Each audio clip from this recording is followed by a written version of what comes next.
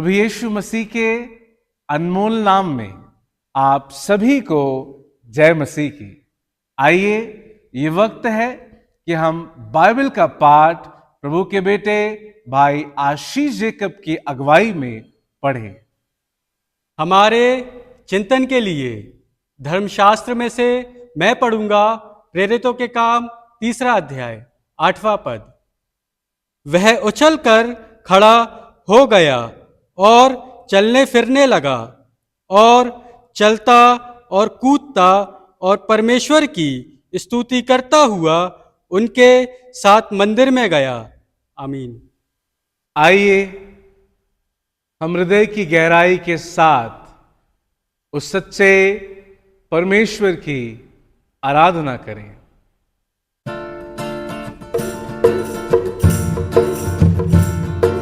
सुबह हो या शाम लेना प्रभु का नाम, कहते जाना तुम यीशु यीशु नाम। सुबह हो या शाम लेना प्रभु का नाम, कहते जाना तुम यीशु यीशु नाम। यीशु नाम यीशु नाम यीशु नाम यीशु नाम यीशु नाम यीशु नाम यीशु नाम यीशु नाम। बिगड़ी बनाने वाला यीशु, राह दिखाने वाला यीशु, बिगड़ी बनाने वाला यीशु, राह दिखाने वाला यीशु, सारे दुखों को दूर करेगा, हृदय में शांति आनंद भरेगा, सारे दुखों को दूर करेगा, हृदय में शांति आनंद भरेगा। सुबह हो या शाम लेना प्रभु का नाम, कहते जाना तुम यीशु यीशु नाम। सुबह हो या शाम लेना प्रभु का नाम, कहते जाना तुम यीशु यीशु नाम। यीशु नाम यीशु नाम यीशु नाम यीशु नाम यीशु नाम यीशु नाम यीशु नाम यीशु नाम।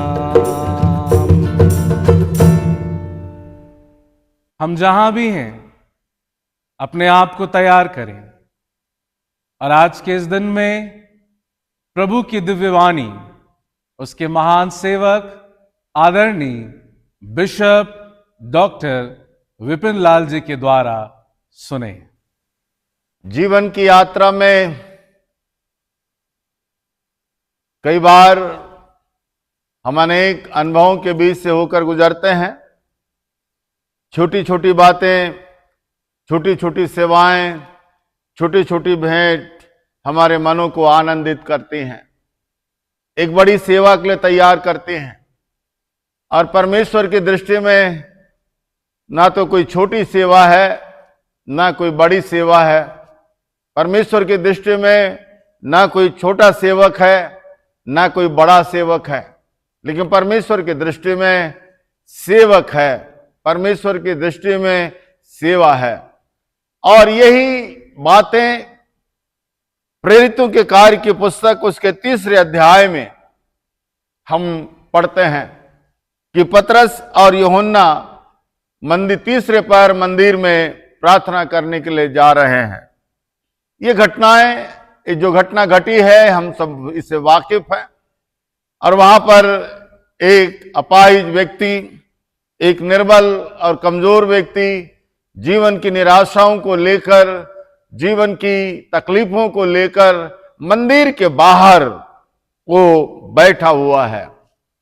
और जैसे वचन में आया है कि पतरस और यूहन्ना ने उनकी ओर देखा, उसने पानी की लालसा की। ये सारी बातें हमें मालूम है, लेकिन जिस मुख्य विषय में मैं इस छोटे समय में आपके साथ बात करना चाहता, उसके 8वें पद में लिखा हुआ है, वह उछल कर खड़ा हो गया और चलने फिरने लगा और चलता कूदता और परमेश्वर की स्तुति करता हुआ उनके साथ मंदिर में गया।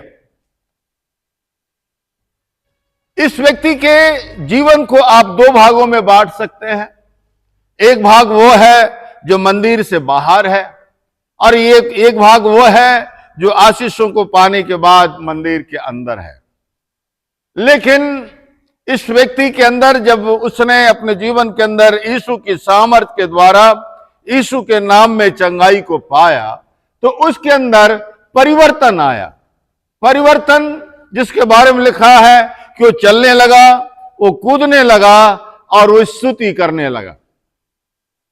चलना फिरना कूदना, ये हमारे आनंद, हमारे जीवन की अभिव्यक्ति है कि जो कुछ हम पा रहे हैं, या जो कुछ हमने पाया है, या जो कुछ हमने हासिल किया है, उसको अपने शब्दों के द्वारा, अपने कार्यों के द्वारा हम उसको अभिव्यक्ति करते, उसको व्यक्त करते हैं, ताकि लोग, देखने वाले लोग हमारे अंदर के आनंद को हमारे बाहरी जीवन के कार्यों के द्वारा जान सके। लेकिन मैं आपके साथ बात करना चाहता कि इतनी आशीषों को, चंगाई को पाने के बाद भी कलाम में लिखा है वो उनके साथ, और उसके 11वें पद में लिखा हुआ है कि पतरस और यूहन्ना को पकड़े हुए था। सबसे पहली बात, इस व्यक्ति के जीवन के अंदर जो सबसे बड़ी खूबसूरती को मैं देखता हूं, मैं पाता हूं, तो लिखा है कि परमेश्वर के सेवकों के साथ, परमेश्वर के सेवकों के साथ। हमारी जिंदगी में कई बार हम हासिल करते हैं, कई बार हम कुछ सीख जाते हैं, कई बार हम कुछ समझ जाते हैं, कई बार हम प्राप्त कर लेते हैं, लेकिन उसे प्राप्त करने के बाद में हम भूल जाते हैं, हम समझ नहीं पाते हैं, और हम स्वयं अपने आप पर अकेला चलना चाहते हैं। लेकिन लिखा है इस व्यक्ति के अंदर की बड़ी खूबसूरती इस बात में है कि आशीषों को पाने के बाद भी वो, जिनके द्वारा उसने चंगाई को पाया, जिनके द्वारा उसने जीवन को पाया, जिनके द्वारा उसने आशीषों को पाया, उनके साथ मंदिर के अंदर गया। न जाने कितनी बड़ी आशीष उससे मिली कि उसे सौभाग्य मिला, उसके मन की मनोकामनाएं पूरी हुई कि वो पतरस और यूहन्ना के साथ। और आगे चलकर लिखा हुआ 11वें पद में कि मंदिर में आने के बाद, रहने के बाद भी उसने पतरस और यूहन्ना को पकड़े रहा। इसका मतलब यह नहीं है कि पतरस और यूहन्ना उसके लिए गुरु बन गए, पतरस और यूहन्ना उसके लिए ईश्वर बन गए, पतरस और यूहन्ना उसके लिए स्वामी बन गए, पतरस और यूहन्ना यीशु मसीह से बढ़कर हो गए। लेकिन आशीषों को पाने के बाद उसने सबसे पहला काम किया कि उसने चेलों का साथ नहीं छोड़ा, उनके साथ। हमारी जिंदगी में भी परमेश्वर अनुग्रह करे, क्योंकि खुदा के कलाम में लिखा है कि परमेश्वर के सुसमाचार को सुनाने वाले दुगने आदर के योग्य समझे जाएं, जिनके द्वारा हमने प्रभु की वाणियों को सुना है। इसलिए खुदा के कलाम में लिखा हुआ है, क्या ही सुहावने हैं वो पैर जो पहाड़ों में जाकर सुसमाचार का प्रचार करते हैं। इसलिए खुदा के कलाम में लिखा हुआ है, यीशु मसीह ने कहा, जिसने मेरे भेजने वाले को ग्रहण किया उसने मुझे ग्रहण किया। इसने अपने जीवन के अंदर चेलों के साथ मंदिर के अंदर प्रवेश किया। इसका मतलब क्या है?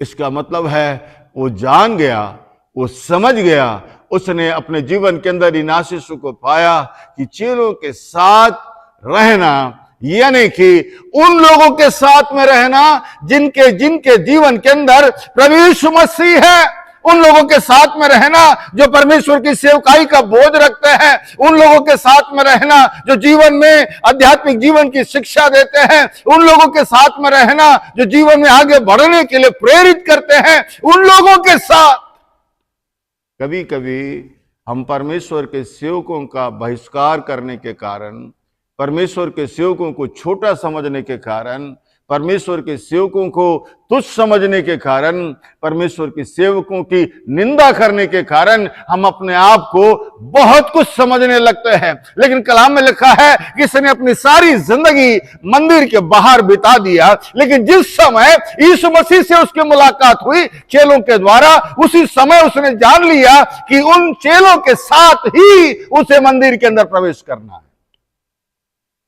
हमारे जीवन के अंदर हमें इस बात को सीखना है कि आज के इस अंतिम युग में, अंतिम समय में कलीसियाओं के अंदर हमें इस बात को महसूस करने की बड़ी आवश्यकता है कि हर एक लोगों की सेवकाई को निश्चित करने वाला परमेश्वर है, और हर एक लोगों को जो परमेश्वर ठहराता है उसको अपने जीवन के अंदर मानना और सम्मान देना और उनके साथ में बने रहना, यह हमारे जीवन के लिए नितांत आवश्यक है।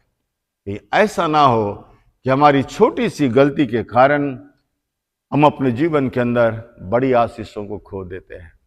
हो सकता है कि आपका पासवान आपसे कम पढ़ा लिखा हो सकता है आपका पासवान आर्थिक रूप में आपसे कम हो सकता है आपके पासवान के पास में संसार की वे चीजें दिखाई ना दे जो होना चाहिए, लेकिन इन सारी बातों से बढ़कर आपको मानना पड़ेगा, आपको विश्वास करना पड़ेगा, आपको भरोसा करना पड़ेगा कि आपके पासवान के पास में जो है वो संसार के पास में नहीं है, क्योंकि उसे प्रभु यीशु मसीह ने आपकी सेवा के लिए, आपको प्रभु की समीपता में लाने के लिए, आपके लिए आंसू बहाने के लिए, आपको परमेश्वर के प्रेम में बांधे रखने के लिए उसको प्रभु यीशु मसीह ने निश्चित किया है, प्रभु यीशु मसीह ने ठहराया है, प्रभु यीशु मसीह ने उसका अभिषेक किया है। इसलिए लिखा है आशीषों को पाने के बाद वो चाहता तो अकेला मंदिर में जा सकता था, आशीषों को पाने के बाद वह अकेला आनंद मना सकता था, आशीषों को पाने के बाद वह अकेला अपनी भावनाओं को व्यक्त कर सकता था, लेकिन लिखा वो उनके साथ मंदिर में गया। और आगे चलकर लिखा है जब वो पतरस और यूहन्ना को पकड़े रहा तब लिखा है कि बहुत से लोग आश्चर्य करने लगे। Praise God. पतरस और यूहन्ना को जब पकड़े हुए है तो लिखा हुआ है तब बहुत से लोग आश्चर्य करने लगे। ये परमेश्वर के वचन की खूबसूरती है। इसे कई बार हम केवल शारीरिक चंगाई से के जोड़कर शारीरिक आशीषों को पाने के बाद हम सिमट जाते हैं, लेकिन वचन में लिखा वो कूदता और फांदता हुआ उनके साथ, उनसे अलग नहीं, लेकिन उनके साथ मंदिर के अंदर प्रवेश किया। जब मंदिर के अंदर उसने परमेश्वर के सेवकों के को पकड़ा रहा, तब लिखा हुआ है पकड़ा रहे का मतलब है उन्हें अपने जीवन के अंदर उत्तम स्थान दिया। तब लिखा है तब यदि आप प्रभु के सेवकों का सम्मान नहीं करेंगे, आप अपने बाइबल के पीछे लिख लेना, आप अपनी आशीषों से कोसों दूर हैं। लेकिन जिस दिन प्रभु के सेवकों का सम्मान प्रभु यीशु मसीह के नाम में आपके जीवन में होगा, तब लिखा है तब बहुतों के लिए आश्चर्य और आशीष का कारण बना। क्या हम परमेश्वर के मंदिर से बाहर हैं? क्या हम परमेश्वर की आशीषों को पाने के बाद अकेले अपनी इच्छा से आगे बढ़ना चाहते हैं, या प्रभु के सेवकों के साथ मिलकर मंदिर में, मंदिर की सेवा में, मंदिर की आराधना में, मंदिर की संगति में चेलों के साथ रहना चाहते हैं? यह आपके मेरे हाथ में कि हम कहां हैं, हम किस रूप में आगे बढ़ना चाहते हैं। आइए हम प्रार्थना करें। हमारे जीवित अनुग्रहकारी प्रभु, आप हमारी सहायता करें ताकि हम उस व्यक्ति के समान चेलों के साथ मंदिर के अंदर सेवाओं के अंदर, आराधना के अंदर, तेरी महिमा के अंदर उनके साथ रह सके, उनसे अलग नहीं। हम में से हर एक की सहायता कर। इस प्रार्थना को प्रभु यीशु के नाम से मांगते, आमीन।